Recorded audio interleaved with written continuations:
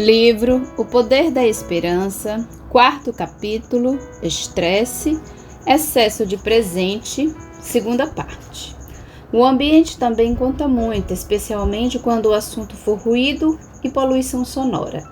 Ao ultrapassar o limite de possível risco, entre parênteses 60 decibéis, o som pode se transformar num grande agente estressante. Se o volume for aumentado, é capaz de provocar lesões no ouvido, inclusive a perda da capacidade auditiva. O excesso de ruído também pode provocar alterações psicofísicas, cansaço, irritabilidade, insônia, dor de cabeça, tensão muscular e etc.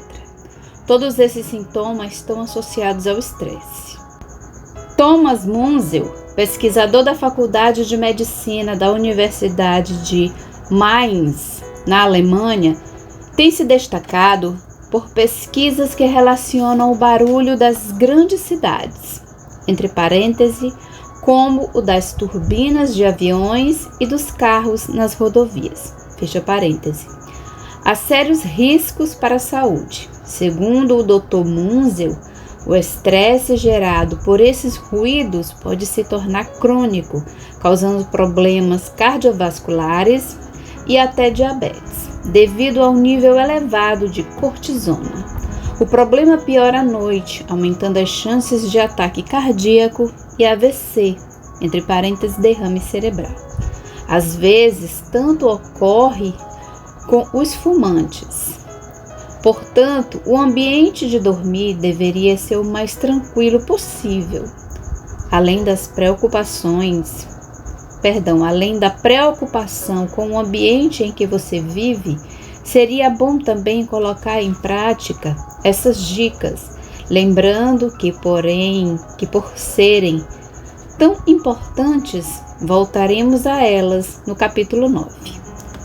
Dieta e alimentação. Os melhores alimentos são os que mais se aproximam do seu estado natural.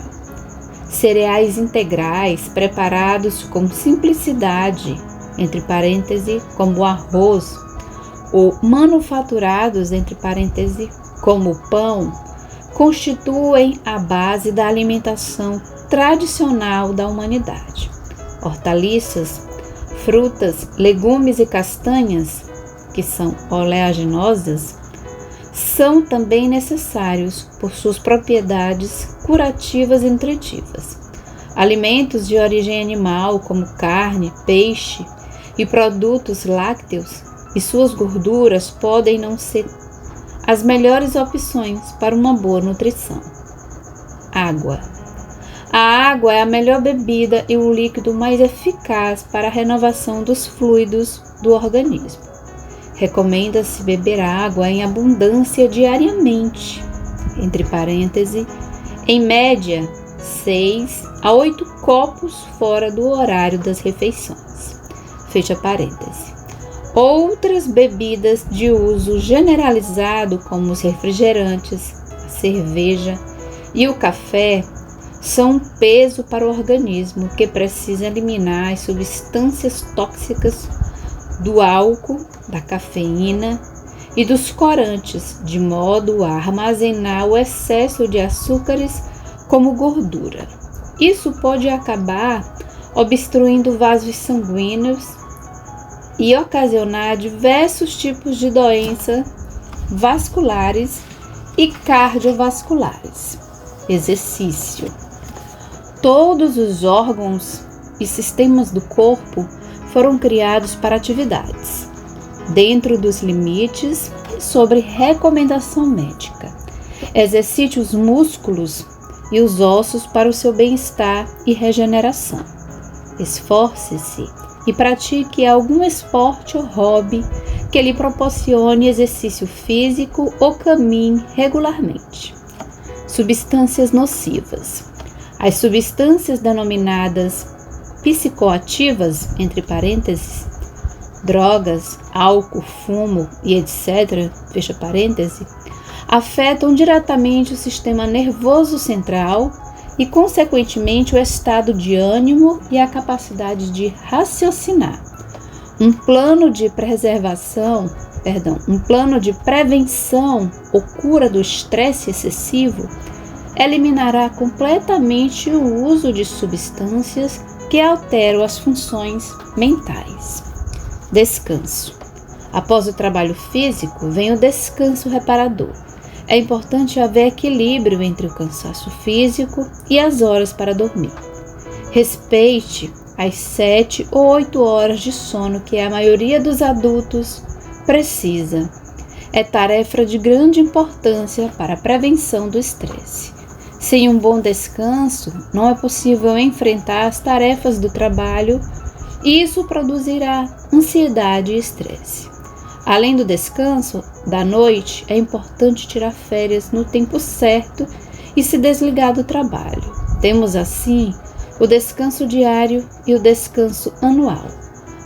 Mas não está faltando nada? Bem, falta falar do descanso semanal. Muitas pessoas têm se esquecido desse importante princípio de repouso que lhes faria muito bem. Dia anti-estresse. O quarto mandamento da lei de Deus diz o seguinte: lembra-te do dia do sábado para santificá-lo. Trabalharás 6 dias e neles farás todos os teus trabalhos, mas o 7º dia é o sábado, dedicado ao Senhor teu Deus. Nesse dia não farás trabalho algum, nem tu, nem teus filhos ou tuas filhas, nem teus servos ou servas, nem os teus animais, nem os estrangeiros que morarem em tuas cidades, pois em 6 dias o Senhor fez os céus e a terra, o mar e tudo o que neles existe, mas no 7º dia descansou. Portanto, o Senhor descansou e abençoou o 7º dia e o santificou. Êxodo, capítulo 20, versículo do 8 ao 11.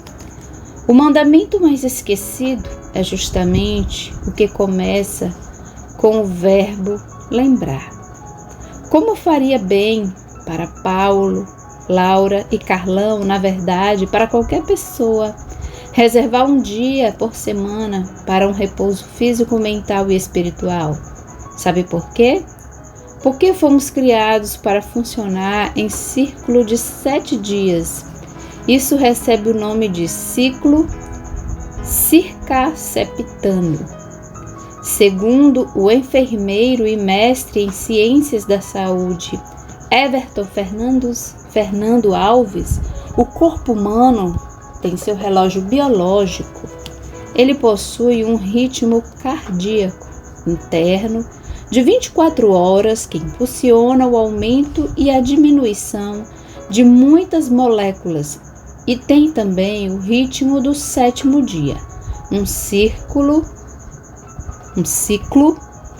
circaseptano que se repete a cada 7 dias, sendo considerado um ritmo inteligente, devido ao fato de o descanso ser uma necessidade biológica. Isto é estudado pelos cronobiólogos especialistas que pesquisam os caminhos dos ritmos biológicos, seus movimentos oscilatórios, sua ligação com o ambiente externo e como suas informações são recebidas e transmitidas por meio de um mundo pulsante para uma melhor abordagem da verdadeira natureza humana. Explica Everton. Um ciclo de 7 dias foi encontrado em flutuações de pressão sanguínea, no conteúdo ácido no sangue, em hemácias, no batimento cardíaco, na temperatura oral, na temperatura da mama feminina, na química e no volume da urina, na taxa entre 2 importantes neurotransmissores, noradrenalina e adrenalina, e no aumento e diminuição de várias substâncias químicas do corpo, como o hormônio de enfrentamento do estresse, o cortisol. Outra curiosidade diz respeito à associação entre o descanso no 7º dia da semana e a longevidade humana. Pesquisas indicam que indivíduos que descansam no 7º dia têm uma expectativa de vida maior que os outros que não o praticam. Os números apontam para um acréscimo de vida de 4 a 10 anos, devido ao descanso nesse dia apresentar uma forma cultural de gestão do estresse e diminuição da pressão sobre os organismos humanos. Quanto mais fundo se investiga o funcionamento interno da vida, uma ainda mais complexa, intricada e maravilhosa exibição de projeto começa a aparecer, diz Everton. O design não apenas deixou impressões digitais em tudo que projetou, como também deixou seu cartão de visitas contido nas células vivas, dizendo aos seres humanos o momento em que ele projetou a vida em uma semana de 7 dias. Foi quando ele encerrou o relógio da vida e o definiu, assinalando em cada uma de suas formas um ritmo de 7 dias. É o ritmo do projeto ideal, uma sincronia para viver e funcionar como planejado. As recomendações de Deus sempre visam ao nosso bem-estar, ao colocar em sua lei um mandamento específico sobre a santificação de um dia da semana. Ele, na verdade, estava nos prevenindo a respeito da correria em busca de posses e do desgaste físico e mental que dela provém. Hoje, poderíamos dizer que, ao obedecer ao 4º mandamento, estamos, na verdade, melhorando nossa qualidade de vida e evitando o estresse. Além disso, estamos seguindo a própria lei da vida. Afinal, o Criador das leis físicas e biológicas é o mesmo Criador das leis espirituais. Quando vamos à Bíblia, percebemos que o sábado está presente do começo ao fim do livro sagrado. Logo na origem da vida neste planeta, lemos em Gênesis 2, versículo de 1 a 3, que o próprio Criador fez 3 coisas no 7º dia. Ele o abençoou, santificou e nele descansou. Quando Deus santifica algo, isso significa que ele colocou essa coisa à parte para um fim específico e sagrado. Quando ele abençoa algo ou alguém, significa que poderia retirar essa bênção. Você, porém, pode perguntar: será que Deus se cansa? Em Isaías, capítulo 40, versículo 28, é dito que não. Afinal, ele é o Todo-Poderoso. Jesus não precisava ser batizado porque não tinha pecados, mas fez isso para nos dar exemplo. Mateus, capítulo 3, versículo de 13 ao 15. Da mesma forma, Deus nos deu exemplo, descansando no 7º dia. Além disso, esse descanso tem mais a ver com uma pausa em sua atividade criadora. Em Marcos, capítulo 2, versículo 27, Jesus diz que o sábado é um presente dado ao homem, entre parênteses, ser humano. Sem contar o fato de que, quando o sábado foi inaugurado na terra, só havia Adão e Eva, entre parênteses. Leia também Isaías, capítulo 56, versículo do 6 ao 7, fecha parêntese. Não havia qualquer povo ou cultura.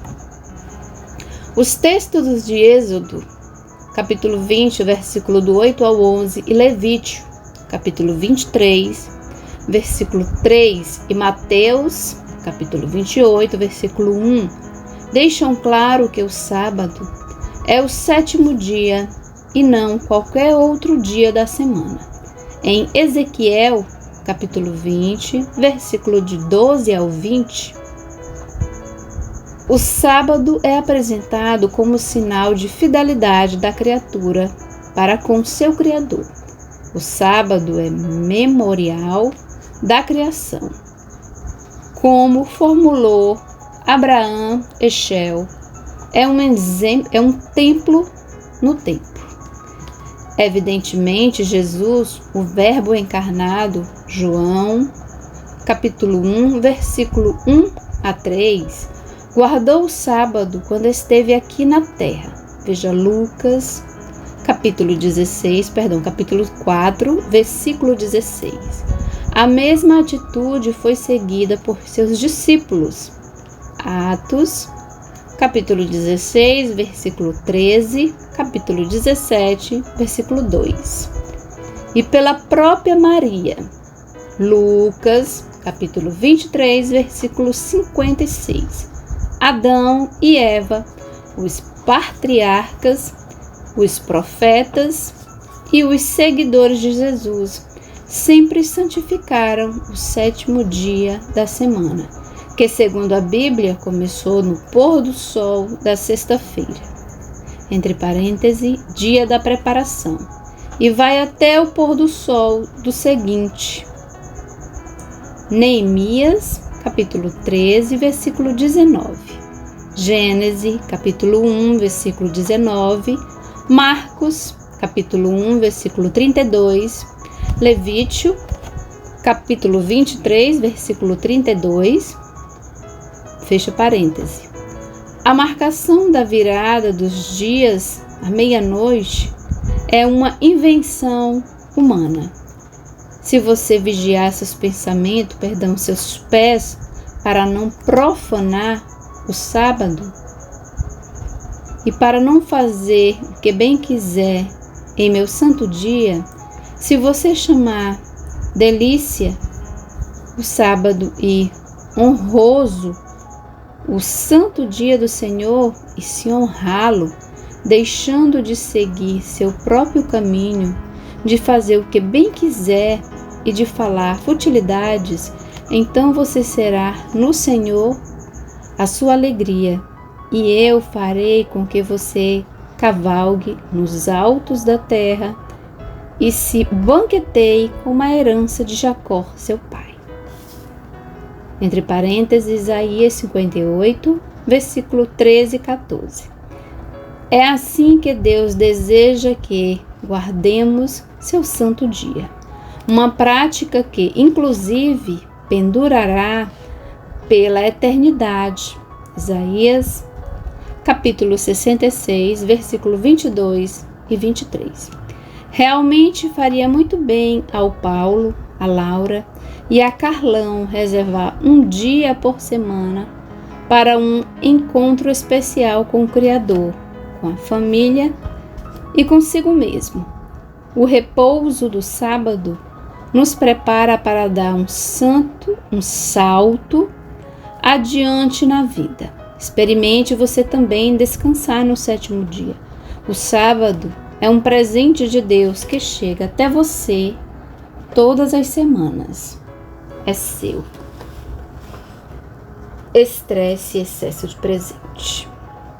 Torne o sábado delicioso, entre aspas. Primeiro, programe-se para receber tranquilamente o sábado, desde o início da semana. Espere o sábado como o dia especial da comunhão com Deus. Ao pôr do sol de sexta-feira, reúna sua família, cantem, orem e recebam o sábado juntos. No sábado pela manhã, vá à igreja como Jesus fazia. Prepare antecipadamente uma refeição diferente e deliciosa para o almoço de sábado.